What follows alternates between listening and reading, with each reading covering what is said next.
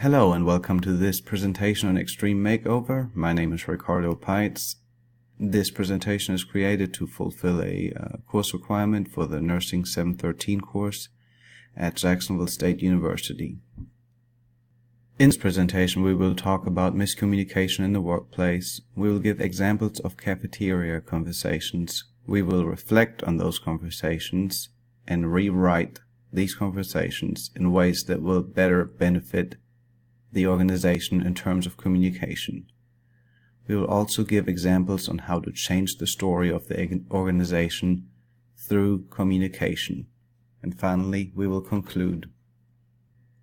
Attending this presentation in its entirety should enable the attendee to understand the part conversations play within an organization, discern different aspects that make up conversation, understand how conversation creates innovation, comprehend the impact conversation has on the organization, and finally realize how conversation can be used to shape the culture of organizations.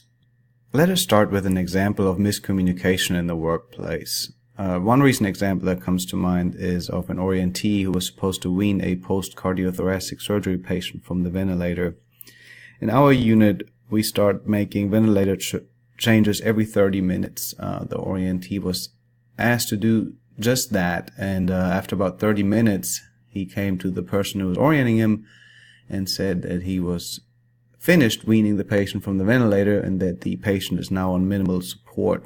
The problem with that is that it usually takes a couple of hours at least to wean patients, and upon investigating what happened and how the orientee got finished weaning the patient so fast, we discovered that the orientee understood that he was supposed to wean the patient every 3 minutes instead of every 30 minutes. The question then is, how did this miscommunication occur? And in this case, the orientee just simply didn't hear what was being said. What could have been done to prevent this event from occurring? Well, the person orienting the orientee could have ensured that the message was received correctly by asking the orientee to explain in his own words what he's supposed to do. Also, there's policy that exists in writing that could have been provided to the orientee to read, and the person orienting the orientee could have monitored the orientee as well. Let us now talk about the organization as conversation. What does that even mean? An organization as conversation simply means not following a particular outline or strategic plan unconditionally. Conversation is used to discuss operational aspects rather than follow the status quo blindly. The content and quality of these conversations guide the direction of the organization. So it's of utter importance for organizations to create an environment supporting the existence of high-quality, positive communication. And conversation is constructed via patterns of relating, patterns of meaning, and is influenced by the way we talk, listen, and present ourselves. Because conversation determines the direction an organization takes, it has the ability to create innovation, and ultimately patterns of communication and conversing may make or break the organization. Let us now briefly discuss lunch and cafeteria conversations and what they are. The way we talk and listen determines the character of our culture. Therefore, leaders who wish to understand their organization need to be attentive to everyday conversations, or be attentive to the talk around the water cooler. In the following slides, we'll sample some actual conversations and assess their impact on the culture of this author's organization, or my organization rather. Let me start off with an example of conversations that deal with patterns of relating. Patterns of relating consist of the dynamics and interactions between individuals within the organization. Things such as structure, hierarchy, and differing levels of perceived power affect relational patterns of communication. So one thing we talked about recently is how we had some issues with newer people that just came off orientation, not trusting people that have worked at our organization for longer periods of time. And what that tells us about our organization is that the new people kind of lack trust, and oftentimes we feel like they're afraid of repercussions that they may face in response to acting on our advice. Another type of conversation that comes to mind deals with patterns of meaning. Patterns of meaning are specific themes that are in existence within the organization.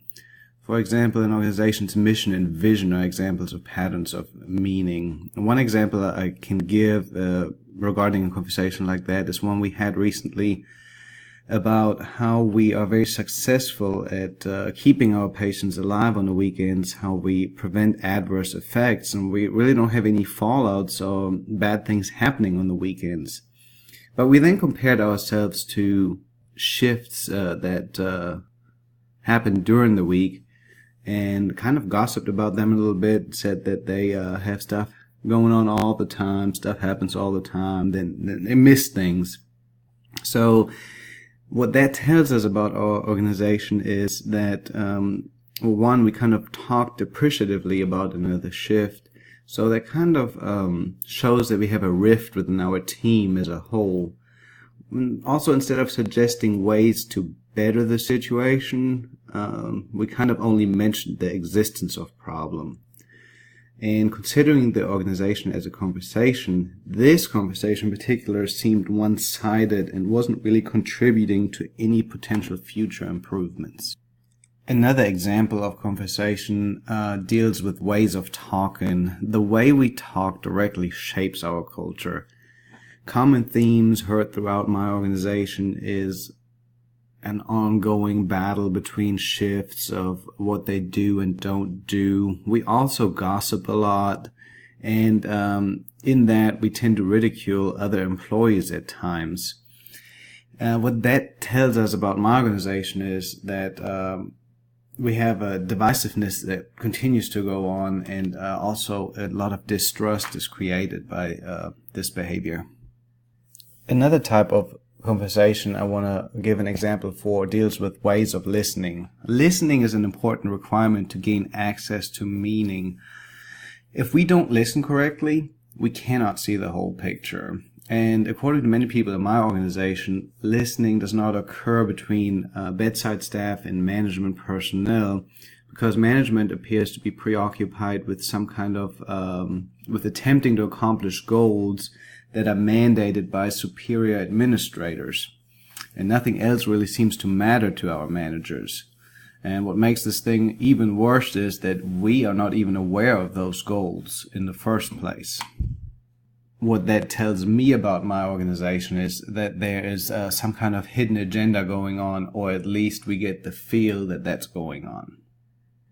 Let's discuss ways of being as it relates to organizations. Leading an organization requires understanding the organization. Because organizations are complex and all aspects within an organization are interconnected to varying degrees, we must view them through a complex relational lens. We must first understand the meaning of an organization, and the meaning is constructed out of experience and conversation that occurs in the living present. That's why we just looked at the lunch/cafeteria conversations. If we observe those types of conversations and interpret them, it provides us with a feel of how things are in the present.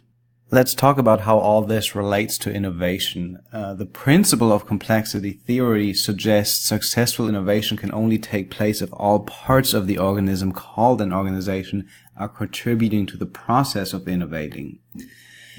That being said, the concept of organization as conversation plays into this theory quite beautifully, because instead of leaders or individuals prescribing ways to innovate, the organization as a whole must converse about them. Not only about where to go, but also about how to get there. If everyone is involved, everyone may be on the same page, and everyone will probably move in that direction, which is essential for innovation to occur. Let's talk about how we can rewrite the story of any given organization. Because conversation guides the trajectory of any given organizational culture, we must pay careful attention to it. Giving all team members a voice and the opportunity to make said voice heard is imperative, and leaders can assure this by providing the necessary space, time, and audience for people to voice their concerns. When we listen to people, we can find emerging themes which then can be used to serve as a conversation starter, which in turn can be used to move toward change. Let's talk about rewriting the story of my organization in relation to patterns of relating. As mentioned earlier, our current culture appears to produce a certain amount of distrust and fear, especially for inexperienced staff when they relate to more experienced staff. So a good starting point will be to determine the origin of these behaviors. How we relate to each other ultimately determines how well we work together as a team. Therefore, I think exercises that strengthen trust and team cohesiveness would be beneficial in creating a better environment for everyone. In terms of rewriting the story of my organization, in terms of patterns of meaning, we can look back at the example we gave earlier about the weekend night shift comparing their quality of patient care being superior to that of other shifts. Instead of just mentioning that, we can use that fact, which may or may not be even true, as a starting point to real conversation. Rather than just mentioning differences in quality of care, we can analyze their potential existence, and we can then find strategies geared toward optimizing care for all patients under all shifts. This team collaboration regarding existing problems may lead to innovation itself. Let's talk about ways of talking again, because the way we talk creates our culture. It is possible to create change by simply being aware of what and how we communicate. Language can be used as a device to persuade, motivate, and control. Some things we should not do when talking. Things such as gossip, judging, negativity, complaining, excuses and blamefulness, exaggeration, and presenting opinions as facts are not conducive to talking or improving the quality of communication within the organization. In terms of rewriting the story of my organization related to ways of listening, our organization must make serious attempts to begin the process of listening. Our leaders should be attentive to us and show genuine interest in the things we have to say. I listed some ways of listening in the table on this slide. In general, if we communicate, we should pay undivided attention to the individual we're communicating with. We should give verbal and nonverbal cues, hinting that we're interested in what the person has to say. And we should summarize to ensure mutual understanding. Another thing we can do is ask or inquire about aspects of the discussion. That shows that we're really interested and participating in the discussion. I want to briefly address a few other concepts. The first one being strategic plans. Any plan usually outlines what to do in an invariable, predetermined sequence, and that does not work in a complex environment because there are so many aspects working either with or against each other that a plan outline cannot follow this non-linear trajectory that will ultimately result. We can use strategic plans as a starting point for conversation, but within complex environments, we need to improvise. Even if we have outlines and strict routines, policies and procedures in place, we have those in critical settings that must be tightly controlled, for example, we must be receptive to the idea that the execution of these controlled procedures may have to be varied slightly based on current circumstances. So in essence, if strict routine is demanded, it does not necessarily demand a one and only way of doing things. Variables and subtle nuances will often prescribe the use of any one of 50 shades of routine. So to summarize, complex environments such as healthcare organizations are just influenced by the interactions of many different parts. If we want to steer this complex environment in any one direction, we need to make decisions including all employees as well as consumers of the organization. Whenever we desire change, we must change the way our organization converses. This includes careful listening and targeted conversations, including the use of the right language for the task at hand. Thank you very much for listening to this presentation.